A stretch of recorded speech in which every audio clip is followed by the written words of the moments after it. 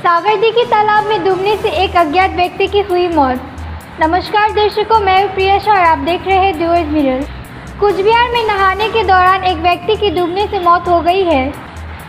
यह घटना कूच बिहार शहर के सबसे महत्वपूर्ण केंद्रों में से एक सागरदीघी कोच से सच्चे तालाब में हुई।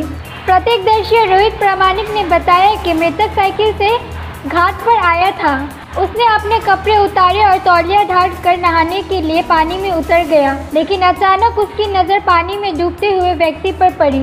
रोहित तैरना नहीं जानते थे, ऐसे में उनके लिए तालाब में उतरकर उसको बचाना असंभव था। उन्होंने स्थानीय लोगों को मदद के लिए बुलाया। स्थानीय सूत्रों के मुताबिक जब तक कोई तैरकर उसे बचाने के लिए आता तब तक उसकी मौत हो चुकी थी। सूचना मिलते ही कूच बिहार कोतवाली थाने की पुलिस मौके पर पहुंची। मृतक की पहचान अभी तक नहीं हो पाई है।